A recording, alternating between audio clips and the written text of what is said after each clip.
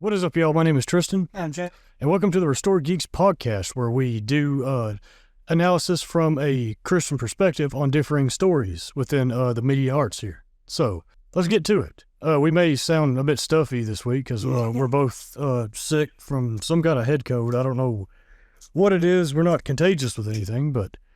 So, yeah, we're probably going to sound stuffy and all that, but... Let's start off what we've been getting into these past couple of weeks. Starting off with gaming. What about you, Chandler? What have you been into these past couple of weeks? We had a lot of grounded, but yes, and Yeah. that's about it. That's it? No. Well, man, we played...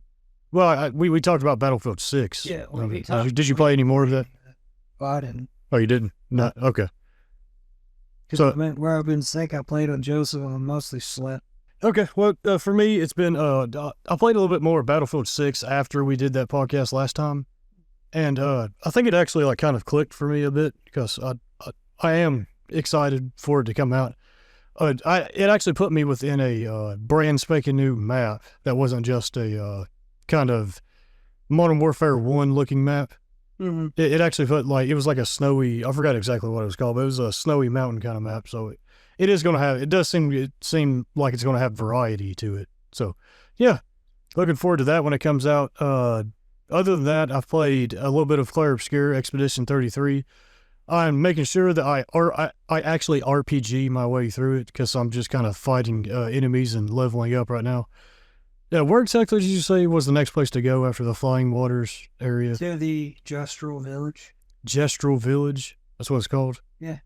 Okay. I need to find that then, because I've been running around everywhere, and there's a lot of optional areas there. It seems like, or areas I guess you can just come back to. There's a lot of options, but yeah, a lot of times they're extremely high level. Yeah. So yeah, that's what we've been playing this week. Because not much, because last week we were kind of busy, because we had just stuff happen in the family. So, but. Yeah, back to it. Anyway, I guess we'll get into the gaming news now. So, do you remember the fun, amazing game that totally did well called Suicide Squad? Oh, yeah. Kill the Justice League? Yeah, well, that fun, amazing game did so well that the management decided to make another live service game set in DC. Mm-hmm. Of course they did. Because they refused to learn from their mistakes. Yeah. So, yeah, the management wants to make another DC live service game instead of making a different game. Of course they do. That, like you said, they don't learn from their mistakes, and they're trying to make the easy, cheap exactly. money as much as they can. On what they're doing is they're just throwing everything at a dartboard and hoping something sticks with players so then they can just slam you with monetization. Yeah, yep, exactly. I won't be playing it, so... No, absolutely not. Nintendo has been suing Dot World. That's not big news. Yeah. But the news is funny that they've allowed a Power ripoff onto their storefront. So wait, so Nintendo has allowed them to do that? No, Nintendo is suing Power for copyright infringement, but they're allowing another game that is basically an asset flip of Power World onto their storefront. Yeah. The reason this is news is for obvious reasons, is that Nintendo is being two-faced with Power World because they're suing them for copyright infringement, right? But they're not going to uphold that to anyone else because those other people are not making money. Yeah, right. They want to hold this to Power World because Power World actually started making money. Yeah, and advanced their IP, and none of the money's going to Nintendo. Exactly. Right. Yeah, that's the reason why. Because this asset flip thing, it's the money's Nintendo's getting money from it, but Power World they're not.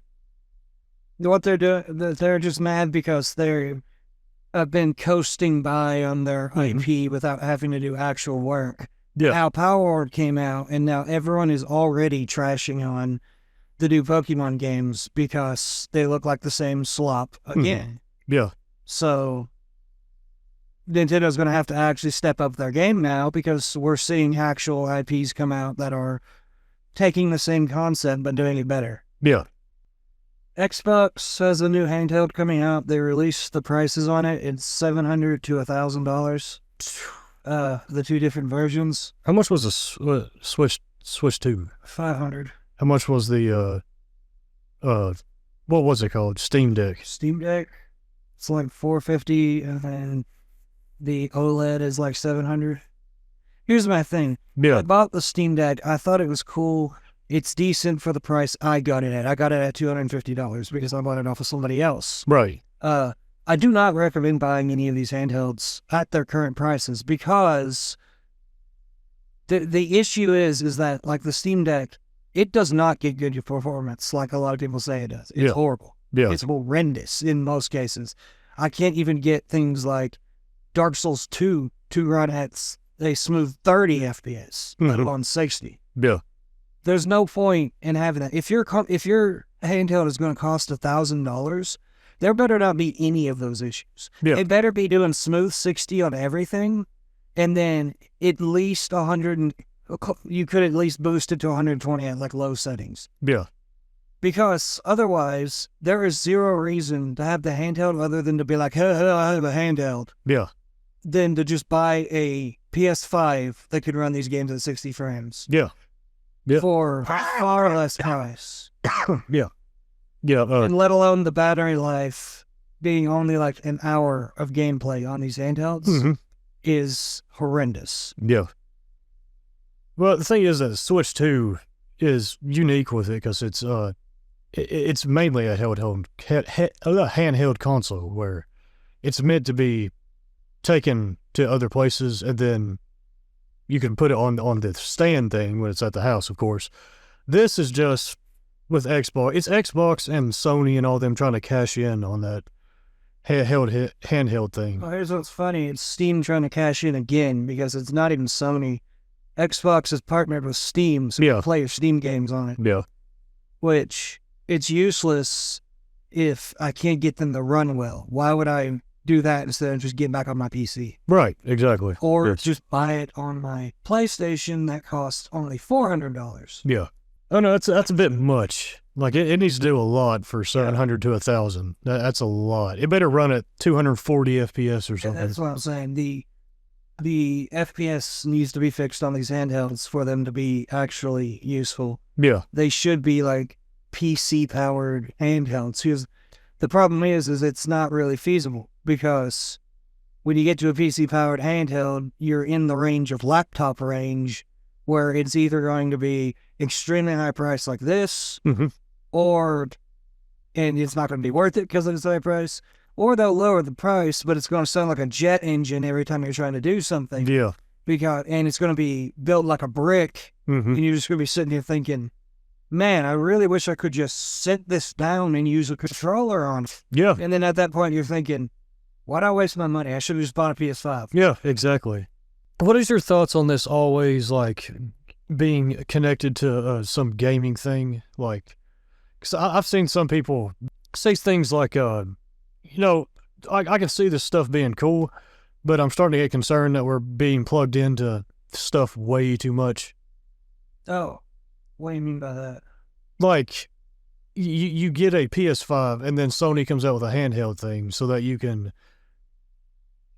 I guess what they're arguing for is that it kind of kills the specialness of coming home and, like, playing it on your computer or your state or your... No, that's just kind of what I was talking about there. That's really the only thing they've got going for them is the novelty. Right, exactly. If you in my opinion, we're homogenizing everything and there's no novelty to none of it. I'm not a fan of it. No, we don't need handhelds like this. The only reason I advocate for Nintendo is because Nintendo, it's kind of their thing now for some reason. Yeah. They could go back to making extremely good consoles, which I would still say the GameCube is one of the best consoles ever made. GameCube's fantastic. That and the N64. Yeah. But they don't, the only reason I don't really care about that is I can still hook that to a stand and it runs pretty well. Mm-hmm. I've not had any issues, but then again, I don't play it strenuously like some of these other people do. Yeah. But with these other handhelds that don't have that, they have to have the performance of my console to make me want to use them over my console. Yeah. Yeah. I need to go back to the N64 and the GameCube. You can throw both of those out your window and run them over with a truck and they still work. They were sturdy. I thought you were kind of talking about how they're trying to get people to like have less and less freedom. That's actually could be a thing because That could, yeah. if you end up picking up one of these handhelds instead of using your PC, well, now you don't have freedom of your PC. You have a handheld that's locked into certain things. But yeah, no, it was more like the novelty Yeah. stuff. It's just like you, that I do get, and I actually agree with. yeah, If we gotta like think balance. about that more, Yeah, because if we just say that, then we're just boomers. yeah. We don't want change. Well, there's a balance, like a nuance to it. Yeah.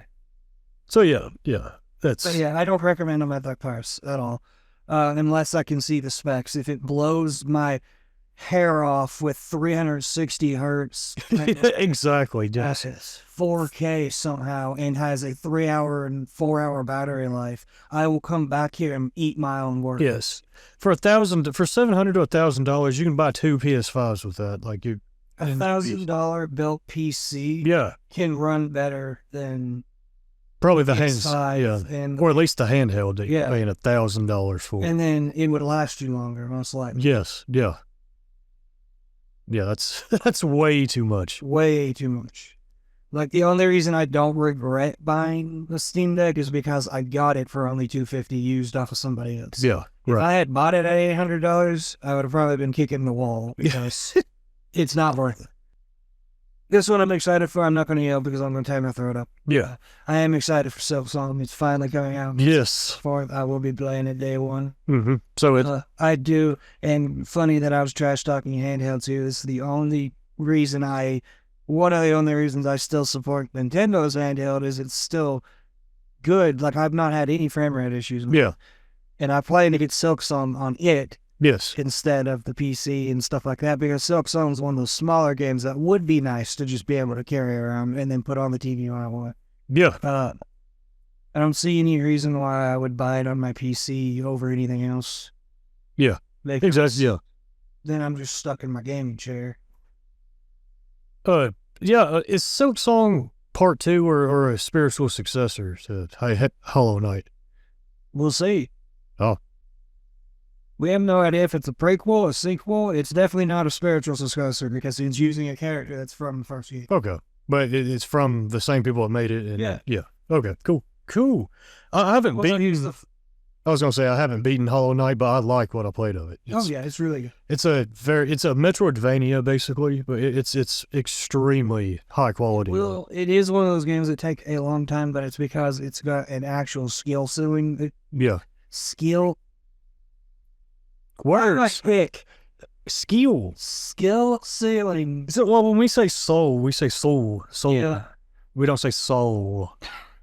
Skill ceiling that it's actually good, like good difficulty stuff that would take you a while. That's really the only reason it takes a while, is because you got to get used to that 2D platforming again. Yeah. People that only gamed like with Mario and stuff like that last through Yeah. something like Hollow Knight. Yeah. But our main type of game that we play are third-person action games. Yes. Yeah. Which is what FromSoft games are. Yeah. Yeah. RPGs, all that. Yeah. So when that came out, it was rough. But I am excited to play Silksong as well with it. And here's what's funny. They finally announced why it took so long to come out. It's because as they were coming out with it, they kept thinking of cool things to add. And then kept adding things. Bruh. So we'll have to see how that goes, because that could easily turn into, well, these were cool things to add, but they don't work well together. Yeah, exactly. I was about to say that. We'll have to see how they execute all that. So. Yeah. But yeah, it's a Metroidvania too, because it's open and you get an item, but then you like roam the place, and then you see other places where you have to get an item for, and then you get said item, and then you remember where you got to go back. When they made the first game, they said they wanted it to be an open-ended exploration game set in the 2D setting. Yeah. Which I thought was really cool. 2D platformer setting, because we've not really had that. Like, yeah, we have a Metroidvania, but they were always linear level design. Yeah. With Hollow Knight, they were usually these big, sprawling sections of the map that you had to explore. Yeah. Yeah. But yeah. I do actually have one more on here, because I was looking at stuff when I got home today. Yeah. Gamescom 2025 happened Ooh, like a week ago. nice. During Gamescom, there was a panel set up for people to play a demo of Metroid Prime 4 Beyond. Mm-hmm. I only bring this up because it's not really news. I just want your opinion on this. I looked into it and started looking around. It's getting very mixed receptions because a lot of people are saying, yeah, it looks cool. It feels unfinished, Mm-hmm. like half-baked. Yeah. And then other people are saying that it does not play like the Metroid Prime games anymore. It plays like Halo. I'll have to watch it and see because I haven't. I don't think there's footage. Oh. I guess it's like one of those closed things. Okay. That's why I'm not saying it plays like Halo directly. I'm saying that people are saying it plays like Halo. People Yeah. that actually got to get on it. Because it was apparently the opening of the game. And apparently the opening of the game, basically, spoiler warning, by the way. Mm-hmm. It's not really a spoiler because I'm not going to be able to give detail. Yeah. But apparently, you just like go through a cutscene, then you drop into a war zone, and it plays like Halo, where the enemies look eerily similar to the Covenant, Mm-hmm. and the gameplay feels like Halo 3, I think is what they're talking about. Yeah. So, I kind of wanted your thoughts on that. My thoughts are I'll look for it myself when it comes out because we're in a time right now where people are just I mean, yes. cynical and they'll I mean, yeah, you could say that, but I'm not asking that. I'm asking you what your thoughts are, is if they went to a different route and made Metroid Prime 4 play like Halo. I mean yeah. Because for me, I'm mixed. I like Halo. Yeah, that's the thing. Trying to say that the Metroid Prime games are outdated, so we needed to update them to something more modern like Halo. Yeah. I don't know that I agree with that either. Yeah, no, because Metroid, I probably wouldn't like that because Metroid Prime has its own identity that's very unique and very good, in my opinion. That also worries me. Like, I want to see how level design is. Yeah. Because if they went that route and they removed the level design and made it like a Halo mission structure, I would not like that at all. Yeah, exactly. Because that's yeah. not Metroid Prime. And we like Halo. It's just Halo is its own unique identity. Metroid Prime is its only unique identity. Yeah. Metroid Prime 1 is one of my favorite games ever. So I love that game. I liked 2 and 3 as well. 3 kind of got a bit I wouldn't say actiony. It got a bit, I don't even know how to put it. It convoluted, I guess is what the best way I could put it. Its ending was very disappointing, but I don't know. I'm hoping this one will be great. I do think it'd be disappointing if it comes out as just Halo. Yeah. But from the trailer, what we saw, I don't think it looked that way. It looked like Metroid Prime 3, just with more items to do. Or just, not items. Items to get and just things to do. Yeah. Well, I didn't like the trailer. When I watched it, it looks like it's going to be... It looks like it's kind of got the same weird style that Nintendo games are going, where it's going to be excruciatingly easy. Yeah. And I don't want that. Mm-hmm. Yeah. All this we'll have to just see when it comes out. We'll have to see when it comes out. Well, there's still not release date, so I don't care. Yeah, exactly. Stop showing games before you have a release date. Right. Stop showing games months and months and months and years in advance of that release date. Yeah. Should be 1 month max. Yep, exactly. Like how Silksong just did it. But yeah. They've shown stuff for 2 years, so that doesn't really count. Right. Yep. That it? Yep. I've got one. So apparently Riot Games came out with a video called Wild Rift. It was supposed to be like an anniversary for their games that they got. And it's got backlash. People calling it diabolical and disgusting because it's completely AI generated. Oh, God. And it looks like weird and goofy. The thing I got to say to that is, Riot, you have an animation studio that made some of the greatest animation out there. Why have you not used them?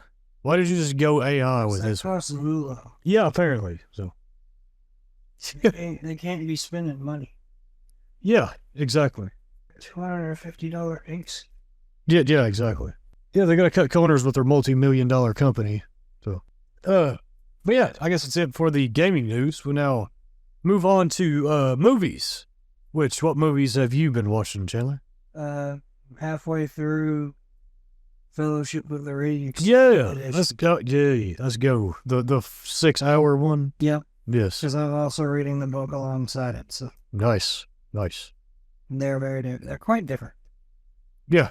Well, I mean, they took Tom Bombadil.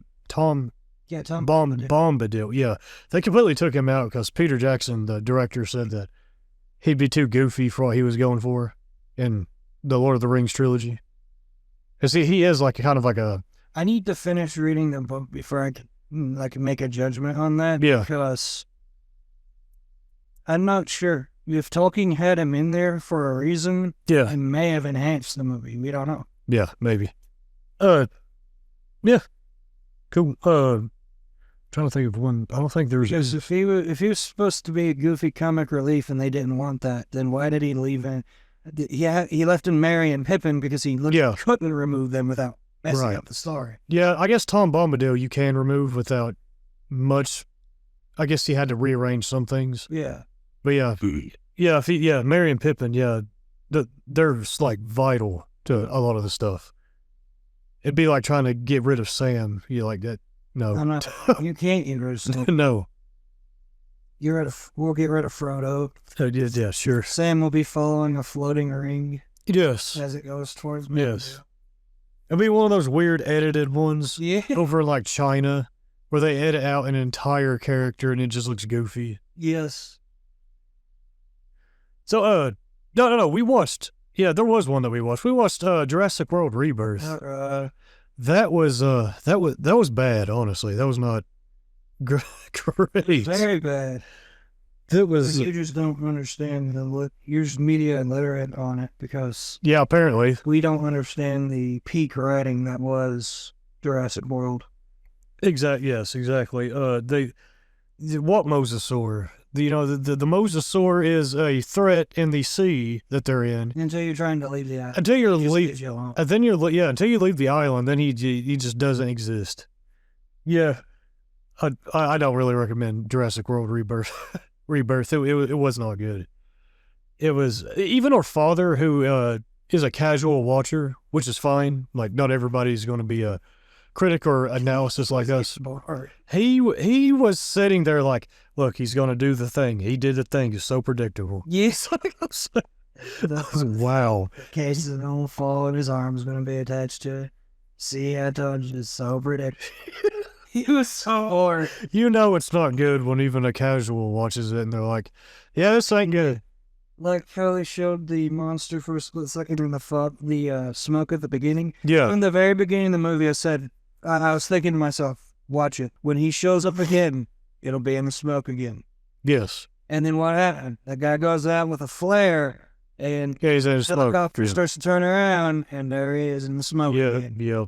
And somehow that one guy that was supposed to sacrifice his life survived. After being attacked by that thing, it makes no sense. Yeah. Like Jurassic World 1 is a really good movie. It's really solid. Not Jurassic World, Jurassic Park 1. The other thing I would say is that Critical Drinker calls them the diverse family. The diverse family. They could be completely removed. Nothing would change. No, there was nothing for They that. are completely useless and add nothing to the story. And I find it hard to believe that a father is going to allow his daughter's jerk of a boyfriend to go with him, acting that way. Like, exactly. That was, yeah. Even though there was kind of like a heartfelt scene in it. I also find it hard to believe that any parent would bring their kid out into mosasaur spotted water. Yeah. I also want to point out the mosasaur got too close to the island. Okay, now I'm just nitpicking. Yes. Because it was too shallow. Yeah, exactly. No, yeah. They literally get out and if you able to stand in the same water that the mosasaur managed to get to. If you really want to nitpick, they cheated with the sound editing because you have that daggone big dinosaur when that woman was trying to get her like stuff off the beach. Yeah. Come up behind her in the water. You couldn't hear it because they took it out of the sound editing. So if the audience can't hear it, that means the woman in the story couldn't hear it either. So that dinosaur was able to sneak up behind her and get her. What's it called? Non-diegetic sound. Yes, yeah, non-diegetic. Yeah, it's a very cheap and lazy way to create drama like that. Yeah. 28 years later does that as well. Whenever those fat zombies are going over the leaves, Oh yeah. you can't hear it, so they cheat. But yeah, Jurassic World Rebirth. It's you. I guess you can find entertainment from like a surface level watch. I don't know. Our casual father. Viewer, our father who's a casual watcher didn't even like it, so never mind. I was losing it. I started texting Joseph instead. Yeah, don't recommend. So, Nah, other than that, I don't think there's anything else that we watched. nah, movie. I do want to watch that Smoking Gun thing. I've heard that's actually funny. Naked Gun. Naked Gun, that's right. That's what it's called. There is a movie called Smoking Gun. That's a Western. Yeah, that's a Western. Naked Gun, yeah, with Liam Neeson. I want to watch that. I've heard that new horror movie out. It's called Weapons. Is really good as well. Yeah, that's all we got for movies. The only movie news I got is that there is a new. It is an interesting premise. We'll see how it's executed. There's a new horror movie coming out I think it's called Good Boy. It's from the perspective of a dog in like a haunted house. So, Okay, it could be. we'll see how it goes. It could either be good or incredibly goofy. Yes, yeah. Because I can see it. It's a horror movie. It sounds like one of them weird, crappy kids B-movie concepts. Yes, yeah. It sounds like a pretentious first-year film student. Is that what it's called? Like The Haunted House with that black guy? They get trapped in the house because the bridge floods. And it's like a goofy kids horror movie. That's kind of what it sounds like. Oh, you're talking about the Haunted Mansion? Yeah. With Eddie Murphy. Yeah. Yeah. No, that was actually good because that was like a mix. No, I'm just saying that's the type of movie I'm picturing when you say this. I'm not picturing an actual scary horror movie. Yeah. I don't know. We'll see how it goes. It sounded like it could also be some like pretentious first-year film student trying to do some like off-the-wall subversive crap too. So it could be that. They have to compete with the guy who made Birdemic, and you lose. Yeah. You lose every time when you compete with Birdemic. Yeah. Well, there was one horror movie me and Mom and Dad watched a few months ago. It was, I think I talked about one of the older podcast episodes. It was about, the whole thing was like the camera was the ghost. Mm-hmm. So You talked about it on the podcast because you said it was interesting. yeah, it was interesting. It does get boring in parts because it just lingers on like people just sitting and reading stuff, and it's like, okay, something happened. It's like, Well, that's actually something that a lot of analog horror series, try to do. no, they do it, and they tend to do it better. Yeah. One of the best is Gemini Home Entertainment, Yeah. where you see a guy on the outside, like peering into a house, and the people inside are just kind of uncanny looking, so you think they're the monster. Yeah. But when he finally gets inside the house, the camera cuts and you hear screams and stuff, and then suddenly the camera comes back on and you're just walking away from the house. You find out that you were seeing from the perspective of the monster the whole time. Yeah. Breaking in, killing somebody, and then just leaving. Yeah. So, Yep. It's interesting, but yeah, a lot of those indie analog horror stuff tend to do it better because they tend to have a bit more passion and creativity with it. So yeah. I don't know. What's Urban Spook. do what? Then you have Urban Spook. What is that? Edgy teenagers making it the nastiest and most disgusting thing Oh, you yeah. could possibly would make for good horror. Yeah. No. What was the one? What was the one that we watched that was about the underground mall? Oh, that one is from Kane Pixels. It's the oldest view. It's really good. Yeah. I want to see a movie, like a full production made on that. You're in luck. Kane Pixels is making a movie. They are on the underground mall That's thing. one guy. He's got a team together making. Oh, nice. Kane Pixels is one. I watched a whole movie of that Underground Mall. I thought that was really interesting. No, it's not. I don't think it's directly the oldest view. Yeah. He is making a movie, so it will be a backrooms, liminal style, found footage, probably horror movie that will be coming out, which I'm excited for. Actually. Because Kane Pixels is really good at. Mm-hmm. No, I up with the guy who made Greylock and Make Us Never Sleep Again. Yeah. No, I really enjoyed the oldest view thing. Yeah. Yeah. It's really cool. They're going to win the Goose free. Yeah. Yep. But it's just Charlie. He's trying to give you a hug.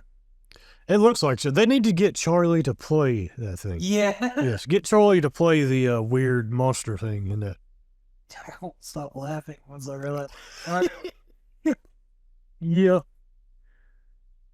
Now, you know the meme of Charlie's being an actor on his channel? Yeah, where he was technically in the Hunger Games. Hunger Games. But he was a background character. Background. He's being treated in one of the hospitals. Yeah.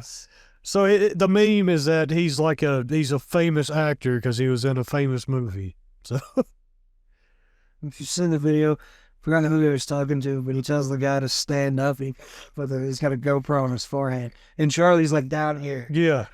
He's short. Yeah, he's like 5'6", I think is what he is. Yeah.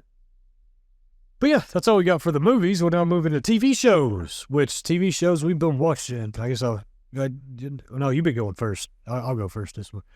So I watched the entire first season of Better Call Saul. It was great. It's because I'm doing a series on it, and I'm also just kind of watching it to get caught up in for a new thing that's coming out that we'll talk about in the TV show news section. Yeah. Yeah, it's great. Love the scene when Mike punches the Trevor actor and takes all his guns and then asks the big fat dude if he wants one, and the fat dude runs away. Yes. It's great. Oh, why don't I take this gun? Yeah. Maybe I'll take that one. It's like, I bet you got one underneath your shoe. Yep, you do. Look at that. That's pretty cute. Yeah. But then other than that, started with my parents, just, whenever I go up to their house, we usually watch stuff every now and then. Yeah. Started watching season 1 of Stranger Things because we're going to start watching that together to... Season 1? Yeah. We started watching season 1 of Stranger Things because we're building up to it releasing its final season in November. That's what they wanted to do together. So, oh, okay. Yeah. What? Centaurs. Oh, why did you want to watch it with us? I wanted to watch at least the new season with you all. Oh, well, just come watch it with us. You just have to get caught up on the first 3 episodes. I've seen the first 2. Okay. That's all I've seen. Yeah. Everything after that will be new to me. Yeah. No, the first season's actually pretty solid. The second season's good, just not as good as the first. The third one goes off the rails. And then they kind of bring it back in the fourth season. No, look, I thought the story was all right. The only reason I quit watching it was because a good 70% of the first 2 episodes were who were supposed to be high school kids talking about having schmacks. Yeah, that they focus a bit. They build up the one character. I forgot her name already. But they built her up. A lot of the focus is her falling in love with this one dude, and all that. But other than that, it's Demi Gorgon is on screen. No, that's great. Yeah, yep.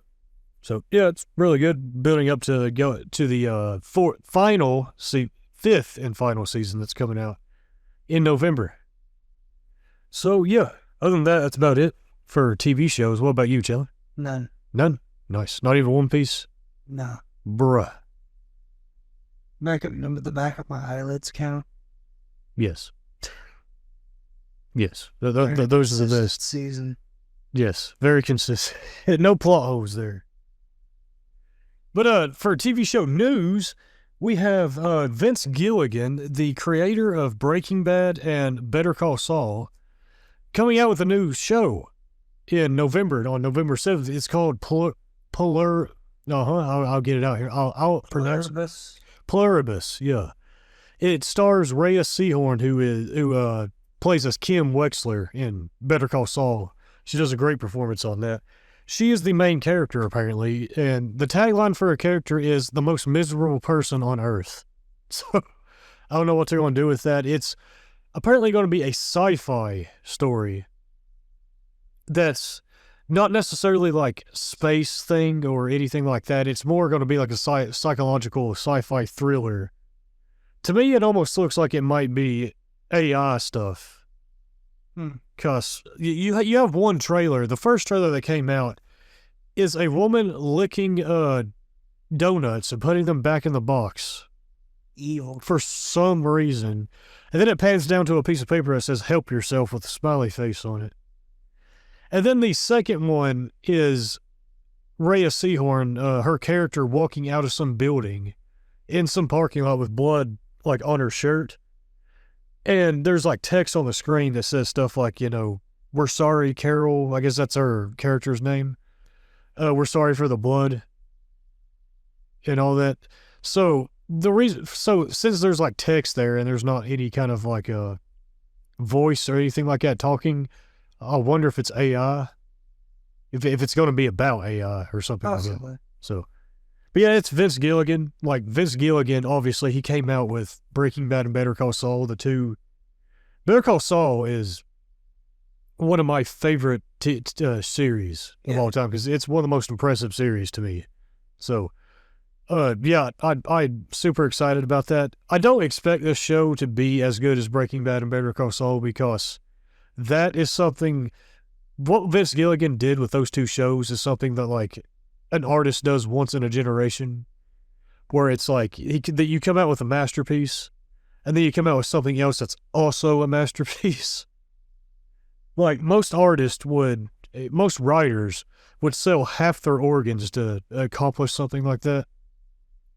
So I don't expect this to be as good. I at least expect it to be just really quality though. So it releases on November 7th on that. So yeah, I really hope that he doesn't fall into the, what? So I decided to look into it. Yeah. You can call that number. You can? Oh yeah, I forgot there's a number at the end of the second trailer. So here's what happens when you call it. A pre-recorded voice greets you, addressing you as Carol. It instructs you to dial 0 for text message response. If you dial 0, you'll receive a text message. Yeah. And it says, "Please know that your life is your own, Carol. You have agency." It's going to be about AI, isn't it? It sounds like it. Yeah. Well, I mean, if there's somebody that can hopefully... It sounds like it's either AI or brainwashing. Yeah. It almost kind of sounds like Severance. Yeah. A bit, honestly. So, I'm excited for it. I'm going to see how he handles this kind of story. But yeah, I hope he doesn't fall into like the modern day trap of being so plot heavy that you forget character writing and you sacrifice all of it for the sake of ideas and themes and all that. But he proven himself to be a really good writer with Better Call Saul and Breaking Bad, so I'm definitely excited for it and going to tune into it and probably do videos on it and definitely talk about it on here. So yeah. When is that again? November 7th. I think it's releasing the whole season at once. I think it's supposed to be like a 10-episode season. So, yeah, super excited for that. Oh, yeah, I forgot it's going to be on Apple TV Plus as well. Yeah. But, yeah, that's all we got for TV show news. We'll now get into our main topic, which is going to be it's going to be a analysis from a Christian perspective over the Netflix League of Legends TV show, Arcane. So this is a video that I've actually been wanting to do ever since I watched season 2 back in November last year. It's just season 2 to me was like so disappointing that I got caught up wanting to make videos on why I think it was disappointing and all of its problems and all of that because for me it was one of the most disappointing pieces of media since like Game of Thrones season 8 that I watched. Because the first season is one of my favorite seasons of television. I think it is arguably one of the strongest first seasons of any TV show that I've seen. It's Because, like, even with, like, Breaking Bad and Better Call Saul, like, you watch their first seasons, and it's like, yeah, it's really solid. But those two shows, they build up to, like, an incredible, like, payoffs in the final seasons, which makes them, masterpieces. But with Arcane, like, it comes out of the gate with very high highs in its first season. And so, like, even with season 2, I didn't expect it to reach the highs of season 1, but what I also didn't expect was it to basically take its premise and, like, flip it inside out and then piss all over it, like, basically. Like, that's basically what it does. I'm not a fan of the second season. I think there's, I have an entire series on Dorathion, so I'm not going to go into detail there on that. We're not doing a critique on Arcane here, because we've done that plenty of times. It has way too much to it. I think that there are good ideas to season 2 that could have been executed better and fleshed out more if they did, like, more seasons with it. But the way that they executed it was just not great, in my opinion. There are scenes in isolation that I think, as I just said, in isolation are great, but the connective tissue leading to them and the logistics around them are anywhere from, like, mediocre to just downright ridiculous and all that in it. So, yeah, so in this analysis from a biblical perspective, we're going to split both seasons up and talk about two different things, kind of. Well, kind of.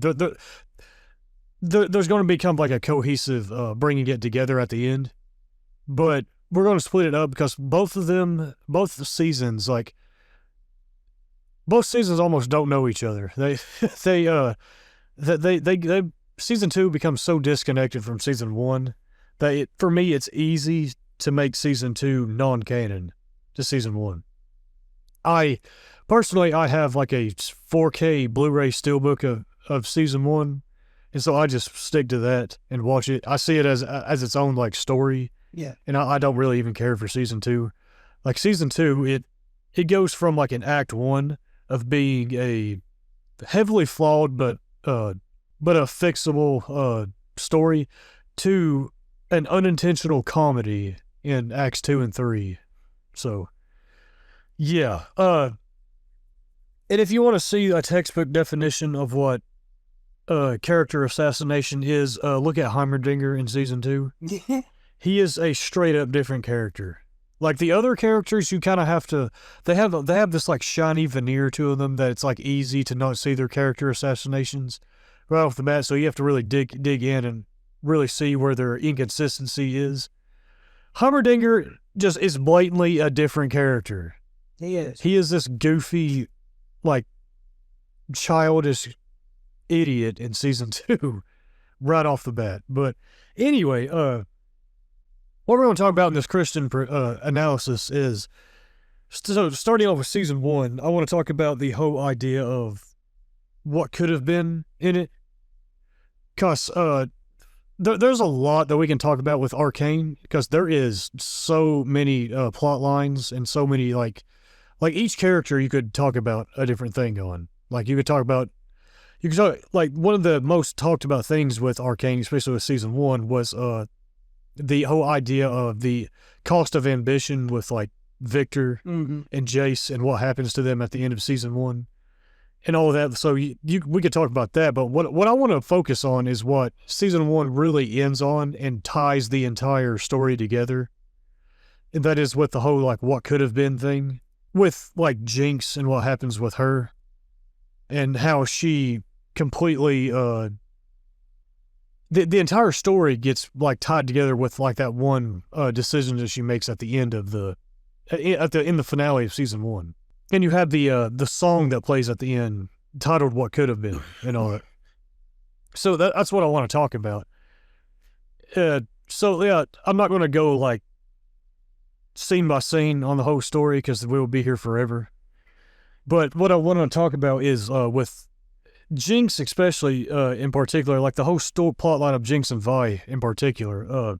It starts off there, what's called, like, they're Zonites from the Undercity. because you have Piltover, who is really it's one city. The term Zon only comes from the character Silco in it, because that's the nation that he wants. It's one city, but Piltover is the high, like top side is what they refer to it as. Yeah. And then you have the Undercity, which is where Vi and Jinx, her name is Powder at the beginning, because Jinx ends up becoming, the term Jinx for her is a negative self-concept that is imposed on her from her adopted brother Milo, that calls her that. Because the term Jinx is this term that means that you like ruin stuff, you mess things up, all that. Yeah, so it starts off with them, they're in the Undercity, they're being oppressed by Piltover. And Powder, she starts off as a young girl who wants to fit in with the family that she's in, the friend, the friend group that she is within. And she wants to be useful because everybody else is useful. Vi is really good at fighting. Milo's really good at lock picking. Clagger was really good at just being like the big burly muscle dude. But Powder has an affinity for technology. However, she cannot get her technology to work whatsoever in the beginning, in Act 1 of Season 1. So, but because of this, she gets looked at as like the liability within her group. And again, like Milo calls her a jinx, she every single job that they go on, she seems to mess it up because she can't get her stuff to work. And she makes bad decisions in like hasty situations and ends up messing everything up. So, they go on a heist, and she messes that up because she finds Jace's, what are they called, the hex crystals, and she ends up dropping one. It causes an explosion, and they go running out, and then she can't get one of her bombs to work when she's trying to fight against a street thug, trying to hide the stash that they have. And so she ends up throwing the stash into the river, and the river is intoxicated because Piltover, the top side, they kept spilling their waste in there, and so it made it poisonous, basically. And this causes Milo to call her a jinx, and that Powder's really insecure about it, and she really takes it to heart. And so then we have throughout Act 1, Vi tries to cheer her up and make her feel like she's not a jinx, and that she will one day make her technology work. And then we get in my opinion, one of the best payoffs in TV show history, honestly. We have the third episode of Season 1 where Silco comes in and ruins the whole like deal that Vander and what's the other fat dude's name? Bento. Yeah. Was having with the enforcers because of what Vi and the gang did at Jace's apartment. He comes in, ruins it, he gets Benzo killed, he takes Vander away. And so Vi goes to get Vander, but she tells Powder to stay back because she knows that Powder's going to be a liability, which makes Powder really insecure and really bad because she feels like she's been betrayed by Vi because Vi just told her that she can be useful and that everybody has their own bad days and that she will eventually get her bombs to work. So she has a mental breakdown because of this, and in my opinion, one of the best like crying fits that I've seen in like a piece of animation, where she's like crying, throwing her bombs around, and then she figures out that she gets reminded of the hex crystals that Jace has, and she decides that she's going to use that, and so she goes to the dock place that Silco has his hideout in, taking one of the hex crystals, and she uses it in one of her bombs, and it ends up working, but it ends up working in a way that she really did not want it to work, or did not intend it to work. It explodes it works, it explodes inside that, what would you call that, cannery? Is what that's called? It's like a dock building. I think that's what it's called, cannery. We're just going to call it that. It explodes. It ends up killing her adopted brothers Milo and Clagger right on impact. and then it severely hurts Vander and Vi, and it leads to Vander getting killed because we have that whole scene where Vander goes to fight Silco, but he gets caught up fighting Deckard as he does so, and then Silco literally stabs him behind the back. And then Vander takes the Shimmer in a last-ditch effort to try and protect Vi from Silco. But that building is exploding because of the fire, and grabs Vi, and he busts her out of the broken wall that Clagger was trying to bust them all out from. And then Vander dies, and Powder and that's when we get that really heart-wrenching scene where Powder runs up to Vi thinking that she saved the day, but then realizes that she made everything worse because she got Milo and Clagger killed, and then she thinks she got Vander killed. And Vi, at her lowest moment, ends up punching her because of that, and tries to go off to cool down. But then you have the enforcer. Yeah, you have the enforcer Marcus, Marcus is trying to save somebody because he just got his boss killed and he feels terrible because of it. But he has no idea what just happened between Vi and Powder, so he grabs Vi and goes to take her off, and this makes Powder think that she became abandoned. Mm-hmm. And before Vi walked away from Powder, she grabs Powder by the jaw and calls her a jinx, tells her that she is a jinx, that Milo was right about her, and that she messes everything up. So she just, reinforced Powder's insecurities, all of her insecurities. And so, yeah, she gets taken away by Marcus, and then, which leaves Powder by herself and thinking that Vi abandoned her. And then Silco comes up, and that's when we get the time skip that Silco raised her. And so Powder was raised by Silco and his, gang and all that. And that's when we get to Act 2, and Powder now goes by the moniker Jinx as kind of like a way to stick it to her, sister and everybody who... It's basically her, internalizing that negative self-concept that, and the way that she goes about it, she's like, oh yeah, you think I'm a Jinx? Yeah, I'm a Jinx, and I'm going to ruin you and everybody that you know. And because she now is a well-known terrorist, basically, who basically hides in the dark and is a trickster. She blows people up and she enjoys doing it. But underneath the surface, she suffers from a severe case of PTSD and psychosis, where she hallucinates her dead brothers and she hears voices from them. And anytime Vi or her dead brothers gets brought up, she goes into a state of psychosis where she cannot handle herself and she loses it. And so it's 8 years after that, the events of Act 1, Vi gets let out of prison because of Caitlin, and Vi's main goal is to go find her sister. And the thing about that is that she more likely heard about Jinx while she was in prison, but she decided to suppress that and refuse to believe that it was her sister Powder. Yeah, she refuses to believe that until she actually comes across Jinx in episode 6 and realizes, no, that's who Powder is. She's this terrorist that she's been hearing about in prison, this blue-haired psycho. Vi's big thing is that she goes to find Powder, and when she finally does in episode 6 at the end of Act 2, what we get is Powder. Powder, she's struggling between her two identities all throughout Acts 2 and 3 between Powder and Jinx. Jinx is basically this persona that she puts up in order to protect herself from, the pain of what she did and her insecurities.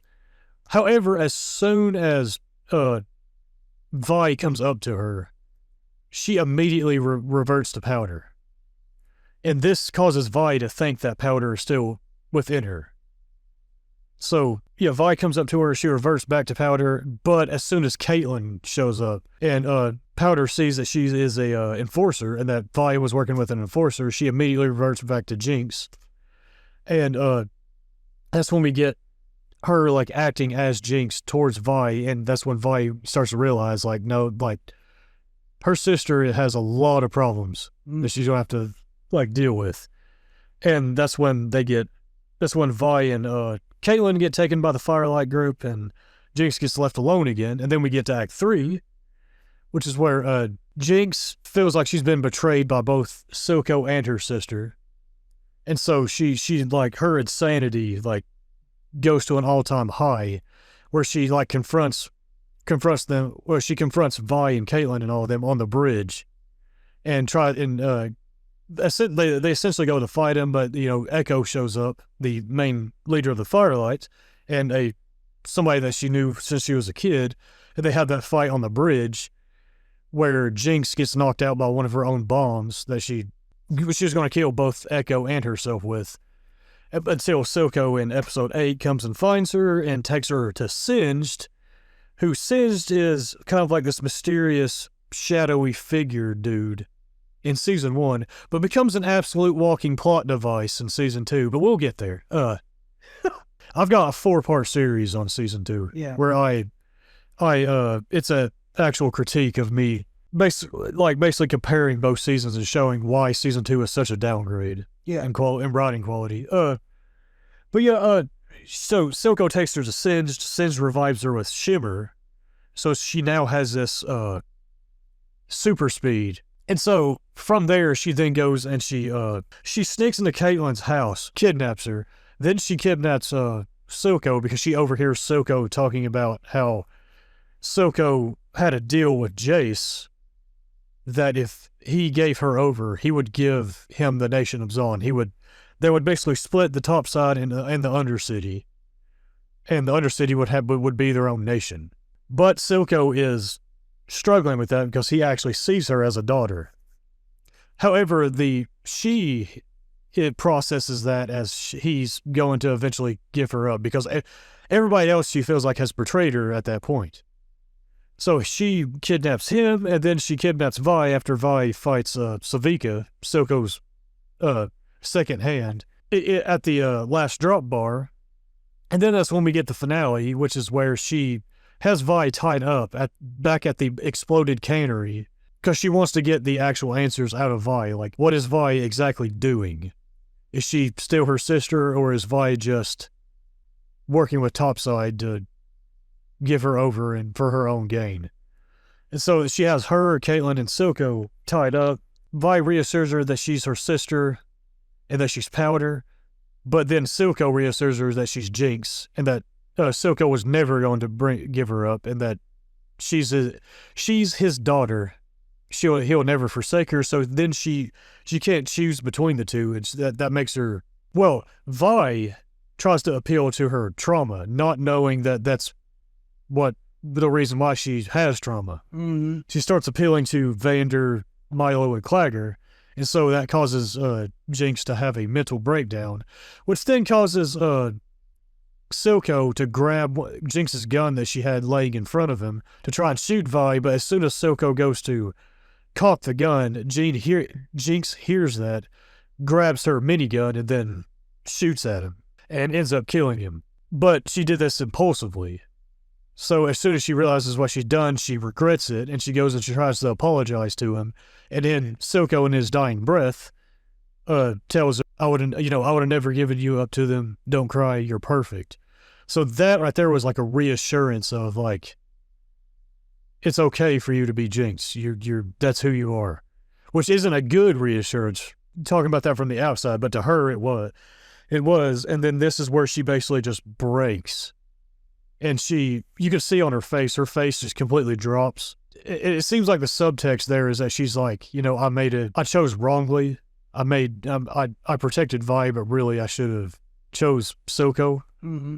And then that's when because she had the two chairs, Powder and Jinx.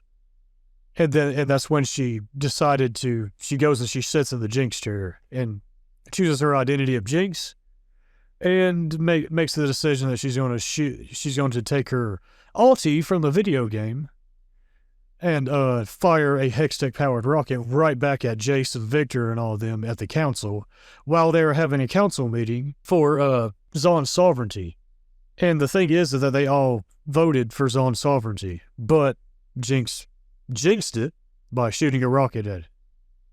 And yeah, I think that's a fantastic finale because it ties everything up right there. And you have the song from Sting and the violinist named Ray Chen, their song What Could Have Been, that plays during that. Yeah, it's fantastic. I was actually very impressed with how they that they ended it that way, because especially with League of Legends, I expected it to be just some corny, like goofy Marvel stuff, but they actually made like an actual like mature drama with season 1, and where they set like Powder up as being this like tragic character, and they stuck to it all the way to the end. Like even though like if you played League of Legends, you could tell like, yeah, if they're going to stick to League of Legends, she's probably going to be Jinx at some point. The way I made it like gut wrenching when she sits in the Jinx chair, well, I thought was very well executed.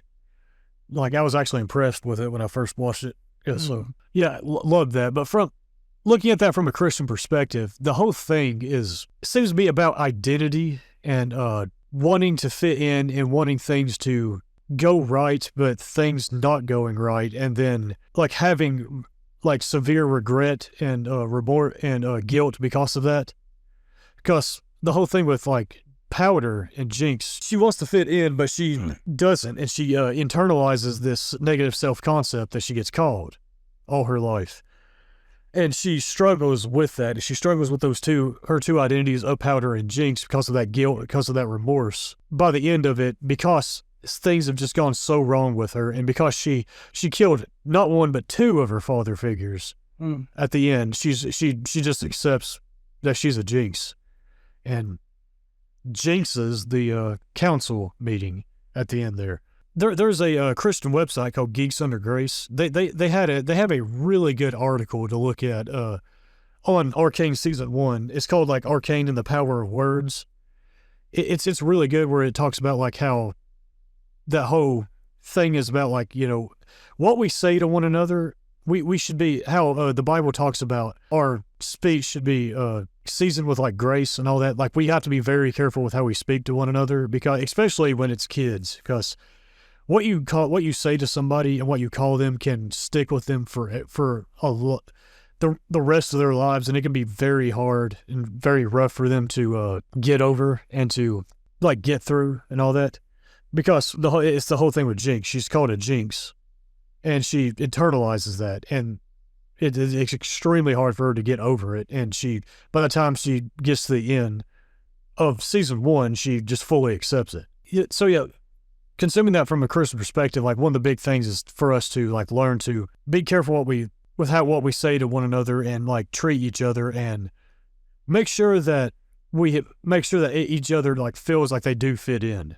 especially within Christianity. Like obviously the whole thing is like, if you may feel like you don't fit in, but Christ makes you fit in the sense that you are made in his image. And he loved you enough that he went to the cross and died for you, bled for your sins. And so you accept him as your Lord and Savior, you do fit in with him, even if you're not talented enough, or even if you're in a spot where, like with Powder was, where you're trying to do things, but nothing is working out and all that. And everybody around you is telling you that you suck and that you're nothing.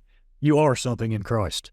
Yeah, when it comes to this, like the whole what could have been thing, the thing that I love about that, because one of the things that I love about season 1 is that it is very mature and realistic in how it portrays just how brutal things can be in life, in the sense that you can hope for things to happen, and then it just not happen. Like bad stuff just happens.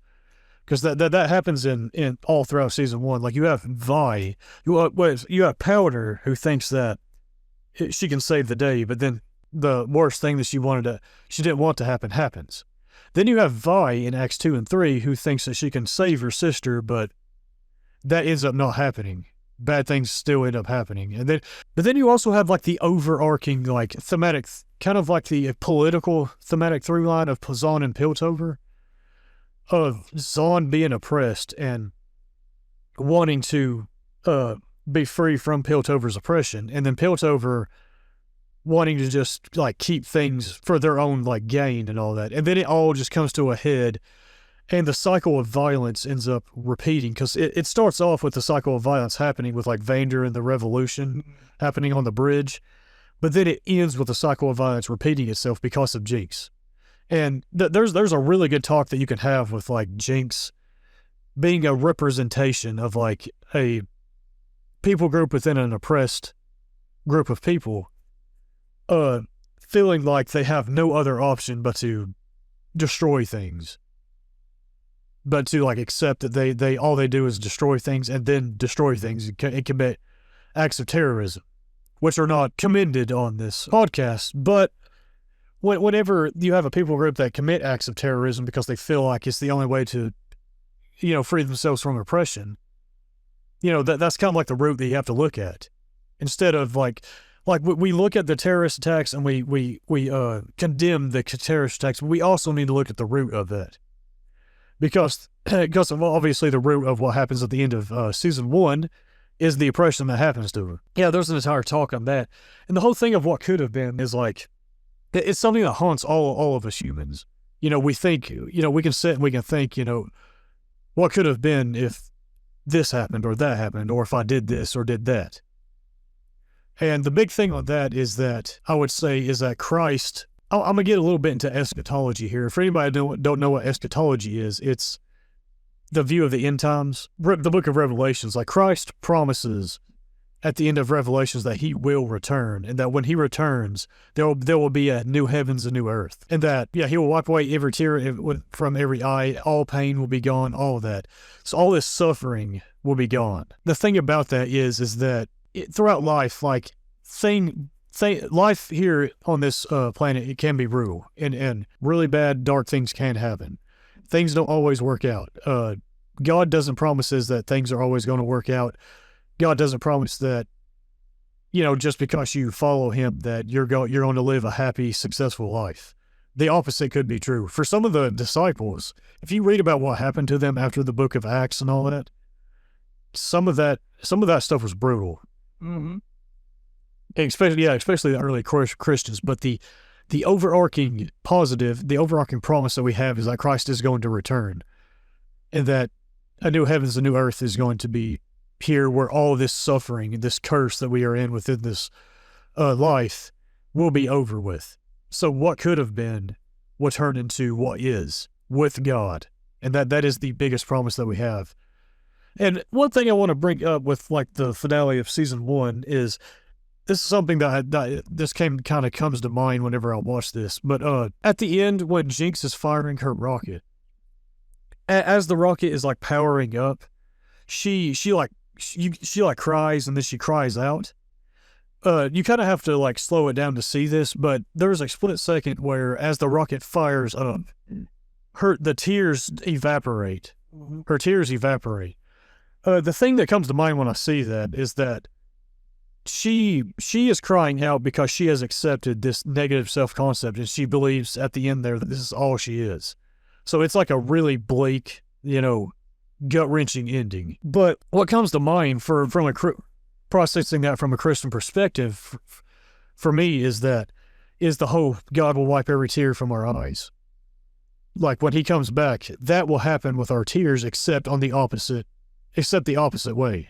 We won't be crying out and then having our tears evaporated because we've accepted this brutal, dark reality, and then we're firing a rocket at something. No, our tears will be wiped away because Christ returned and he's making everything right. So, and that promise is what helps us to persevere in our suffering, that, no matter what could have been in our life, or what should have been, what could have been, and all that, the brutal, dark things that happen to us here in this life, we have that promise to hold on to. And so, that's how I process that part of it from a Christian perspective. Then we got season 2. Season 2 tries to give a solution to the what could have been thing of season 1, but in my opinion, it is executed in a way that is so clunkily, can you say the word for me? Clunkily? Yeah, clunkily done, and executed that I have problems with it. And now I do think that there are ideas in season 2 that are good, but they're just poorly executed. Like the idea of redemption, the idea of healing, the idea of like family and all that. Because, the family just comes back together. It's just Vi and Jinx's family coming back together is so cornily and goofily done that I don't know. Anyway, the thing specifically I want to talk about with season 2 is the ending. So the ending, it ends with, Victor, he becomes a freaking god being who, it basically ends, it tries to end the way that Neon Genesis Evangelion ends, where everybody is being plugged into this hive mind, and you have the main characters that go, they stop it, and then there's this whole thing about, beauty, and there's beauty and imperfections. You can't plug everybody into a hive mind. You can't homogenize everybody. So, Victor becomes this godlike being, and then he plugs everybody into this hive mind because he talks about how there's so much suffering, so much, pain, and the reason why is because people have free will. And they have differing perspectives, and so therefore, if you plug everybody into this homogenized hive mind, there'd be no more perspectives, there'd be no more free will, thus no more pain. And that's true, except that is its own kind of hell, because that would turn everybody into this homogenized, just soulless robot of just doing whatever the person who plugged them into the hive mind tells them to do. But the solution to that with Jace and his really, really annoying speech that he gives at the end there, where he's like, he basically says like, Victor, you were never broken. You tried to cure your leg, your disease, but you were never broken. There's beauty in imperfections. You can't do this. The thing about that is that I know that what the writers were trying to do with that is that they were trying to say that it's not unethical to be crippled, because Victor, his leg was crippled and he had cancer. The thing is that the way that there's also an overarching subtext to it, because Victor talks about all of our perspectives and our free will at the end of episode 6 of season 2. And that puts him on a path to wanting to become a godlike being, to take it all the way. But Jace is talking about his daggone leg and his cancer.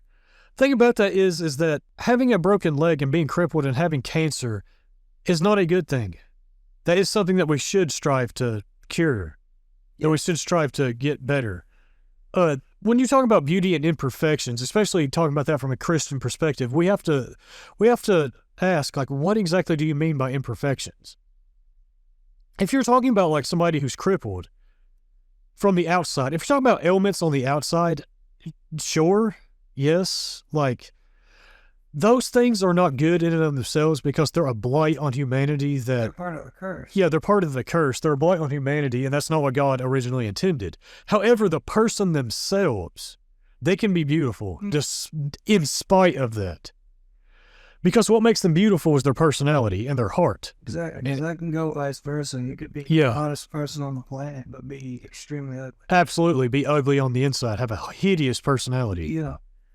But it's not that imperfection themselves that makes them beautiful. It's how they persevere in that, and their personalities and their hearts and their desires. And that's what made Victor, I guess you could say, beautiful in season 1. I kind of look weird. In season 1 is that he tried to cure it, and his big thing is he wanted to cure it, and then he wanted to help cure other people. And that's what he was doing in Act 2 of season 2, was that he was trying to cure other people. It's just behind the scenes, he was basically taking their souls away behind the scenes. So what they're going for is the same thing that Persona 5 goes for. Yeah, Persona, which is the free will, being able to choose for yourself is what's beautiful. Yeah. That's what they're going for. Yeah. And to that, I would say, to an extent, because God does give us free will, and he does want us to choose him. However, we have to be careful when we talk about imperfections, because when you talk about imperfections, again, if you're talking about outside ailments, sure, even though we should be striving to get better, to heal, to, better those. Yeah. However, the way that this is executed, I have seen multiple people on both like the Arcane subreddit and on YouTube videos try to argue that the imperfections is about like individualism and being different, which to an extent, yes, being different in terms of like personality and like worldviews and types, but to a certain extent, yes. But the thing is, from a Christian perspective, we have to be careful when we talk about that because you have the reality of sin. Yeah, worldview. No. Yeah, worldview. You have, because the thing is that when it comes to going by truth, like there is only one truth. Yeah, and we can't like we can tolerate the existence of people who have differing worldviews, but we should be able to have discussions of what actual truth, which one is actual truth. And obviously, we as Christians, we believe ours is actually true, in the same way that an atheist would believe that theirs is actually true. And if anybody wants to hit us with the whole like secular relativism, well, that all truth is relative. Well, that in and of itself is a claim to truth. So that claim means itself false. Yeah, that claim itself is only relative to the person saying it. Yeah. So, like, you have that, but you also have like just like lifestyles that, from a Christian perspective, are also just straight up sinful. Somebody being sexually immoral, or somebody like being absolutely hateful, or being like edgy, but they're edgy in a way that is very vulgar and profane and all that. That stuff is not beautiful. Like, from a Christian perspective, we can't see that stuff as beautiful. I've heard some people like argue that you can't like take away the edge from people in that way because it like, what is a human then? And that mostly just boils down to, we don't know what heaven is truly going to be like. Exactly. We don't know if you can. They think a lot, especially atheists, they seem to think that you're going to become robotic, like what Victor is trying to do. Right, exactly. They try to throw that back at us like that, which I don't think that's the case at all.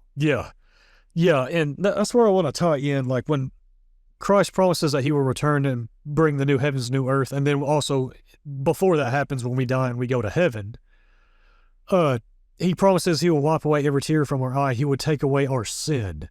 But that taking away our sin, I do not believe the Bible shows that we're going to be robots plugged into some, we're going to be robots plugged into some like. Just some self-prove that. Yeah. Because people, even if you deny his holiness, you can't deny that he was a human on the planet. Yes. And he was no different than another human. Yeah.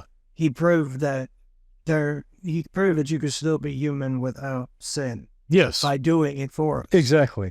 Well, the thing is that God promises that our sin nature is going to be taken away. Yeah. So we'll still have free will, but we will not want to commit sin. Now, some people will argue that that's technically not free will because he's taken that away, which, sure, but it's a way that I think we should be okay with leaving it open to mystery on how exactly it's going to happen. Because, like, how we can still have free will to choose to worship God and not want, but at the same time not ever want to sin in heaven or on the end. Yeah. It just comes back to not wanting to be subject to God. Yeah. Because it's really just no different than you give a kid an option of like a hamburger and a brick. And you tell him to go eat the hamburger and he goes over and tries to grab the brick. Yeah. What do you do? He's like, I want this one. Yeah. Why? Because you told me to get the other one. I don't want that one because you told me to. Yeah. But for those of us that have accepted Christ in this life and we persevere in that to death, or when Christ returns, we will basically be like that, but we will choose the hamburger in your analogy there. So, I don't want to choose. Yeah. I believe the best thing to do is to like leave it, like just be okay with it being a mystery. Because it's God working like that. Like, how does God do that? We don't know exactly. A good YouTuber you can go to is Mike Winger. Yes. Anytime he gets asked a question like this, or there's other types of question he gets asked, but he admits, he goes, we don't know. Exactly, yes. He says it's the best thing to say because the more we try to reason it, the more unreasonable it becomes. Yeah. Because we make no sense. Yeah. And there's this unfortunate reality thing that really makes me sad whenever I hear people say it, but there's this like attitude of like, well, I'd much rather just be completely free, like freedom, complete freedom to like do anything, even sin and all that is better than being with God. And I'm like, I don't think you'll be saying that in hell. Because all love and happiness come from God. Once he gives you full free, that means he steps away. Yeah, it's easy to say that here on this planet when we still have God's presence. Exactly. And that's the reason why there's good... That's why I'm saying he's not going to stay with you while you do that. Yeah. That's what hell is. It's him finally saying, okay, then go. Yeah. Yeah, not to mention a lot of people that have truly come face to face with some absolutely like straight demonic evil in this life, they don't have that type of attitude. No. It's usually a very privileged attitude that comes from, where like things are usually going, like you can do things that God would condemn, like you can live sinful lifestyles that the God in his word would consider a sinful lifestyle, and nothing truly awful is happening to you. It can be easy to fall into accept that attitude. But yeah, so the way that is executed at the end of Arcane Season 2 is, I've seen it's caused people to have these discussions like that. And in an extent, it's kind of like we as Christians can use this as to have this kind of conversation like that to talk about, okay, heaven, to talk about heaven, what heaven would look like. How what Victor does at the end of Season 2 is not what God is like, is not what Christ is like. Listening to a lot of people like review and analyze Season 2 of Arcane, they refer to Victor as like Victor Jesus.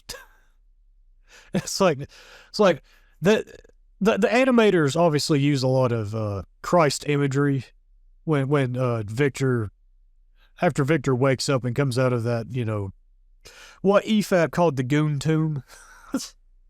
At the beginning of Arcane Season 2 there. Like, they use a lot of Christ imagery. Now, whether or not they're trying to do some kind of, like, slight to Christianity and all that, I don't know. Because it's ambiguous. I've seen some people say that they are, that they're not. But the thing is that there's no statement from the animators or the showrunners, that's what we're doing. It seems to be like Victor was trying to be this, like, savior of people. So they just decided to use Christ imagery because of that, on that. So when it comes to that, unless I have actual ample evidence to say, like, oh, they're mocking it or whatever, then I usually just don't say that at all. So I have no idea. But ever since I've watched Season 2 aired and I watched it, I wanted to have a conversation about that whole ending there. Because that whole ending is them trying to give a solution to the whole theme of what could have been at the end of Season 1. In my opinion, like, I get where they're coming from. I get what they tried.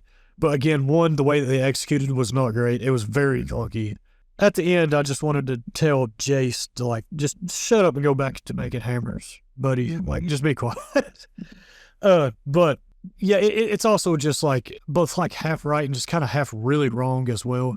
But it definitely opens up a really interesting conversation. It's just stories like Neon Genesis Evangelion, they do, even though it's kind of like the same message that they try to get across at the end that I don't agree with, though I don't entirely agree with, they execute that entire theme way better in their story.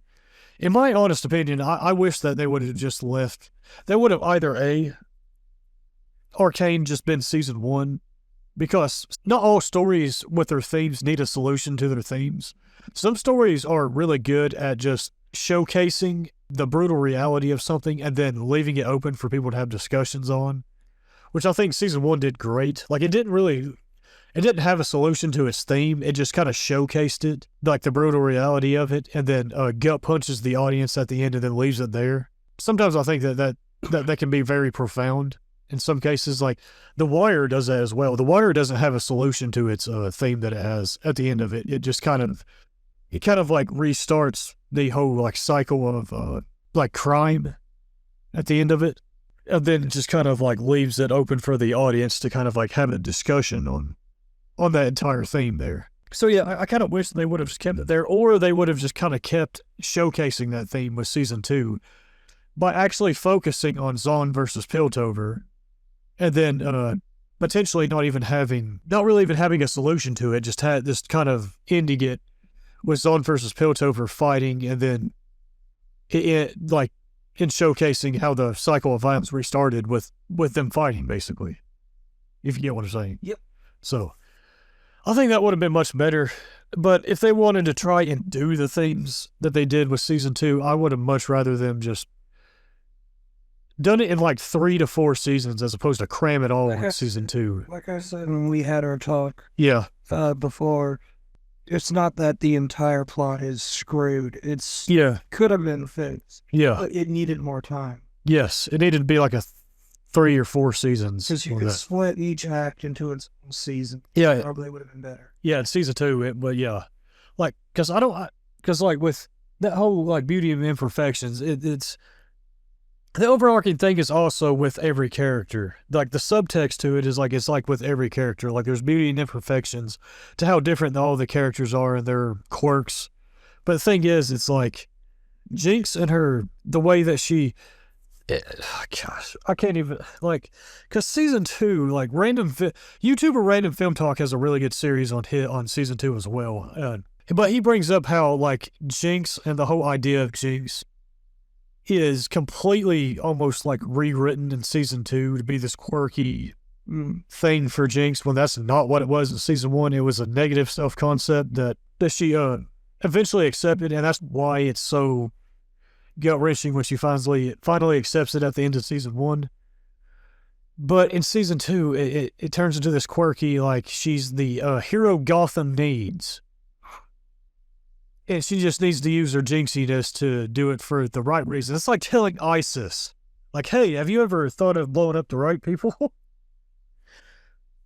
So, like, the overarching beauty and imperfections, like, it then puts it over that, where it's like, there's like beauty in her jinxiness and her quirky. It's like, what? Like, no, like, again, that ties into, like, the whole, there's some things about us that we do need to like fight against, especially processing it from a Christian perspective. There's some parts of us that we do need to fight against. Like like for me, my flaws is that sometimes I get too aggravated at things too quickly. Would you agree with that? Mm-hmm. That's something I need to fight against. That's not something that's not an imperfection that's beautiful. That's something I need to fight against. And but you get what I'm like getting at with the whole. Tying it back into like what we were talking about with Powder and Jinx, because that's the reason why I think season 1 it executes what it does very well, and I really like how mature it is. Season 2 feels very immature in its themes to me, because the whole taking her being a Jinx and then trying to flip it into a positive thing was just, Let them go watch it on the radio channel. Yes. Yeah. I'm rambling You're now. about to start again. I don't know. Jinx's story in season 1 is one of my favorite stories of a character in media, along with probably Zuko and Avatar: The Last Airbender and Jimmy McGill and Better Call Saul. Probably Nacho. I like Nacho's story really good. Better Call Saul as well. Yeah, her story in season 1 is one of my favorites, and the way they handled it in season 2, like there's some ideas, like her redemption, I'm not mad at. Like the idea of her getting her redemption, I'm not mad at. It's just how they executed it. Like why? I'm guessing they had to make her jinxiness become positive because she had to still be Jinx for League of Legends. But I don't know. I'm just not a fan of it. So. I'm definitely not a fan of how they executed it. So yeah. Anyway, that's us processing the whole story of Arcane from a biblical perspective. So yeah, the overarching thing is that what could have been things do not always work out in this life, and brutal stuff happens in this life, and we will have suffering in this life. But Christ, that promises that he will return and that he will wipe away every tear from our eye, get rid of all of our sin, all of our pain, all of our suffering in the new heavens and new earth. And that is for those of us that accept him as our Lord and Savior. That is the promise we can hang on to. And that is the overarching thing that I process from that. So, yeah, that's not the only thing. There's so much more we could talk about with other characters like Victor and Jace, Mel, Caitlyn, Heimerdinger, all of them, especially in season 1. Like there's so many things we can talk about on that. So, yeah. Anyway, that is our analysis from a Christian perspective on Arcane. On that. So yeah, let us know what y'all think in the comments down below. If you like the video, hit the like button or hit that subscribe button if you really like what we do and want to support us more. It would help us out greatly. Thank y'all for listening or watching. We love y'all. God bless y'all, and we will see you all next time. Peace.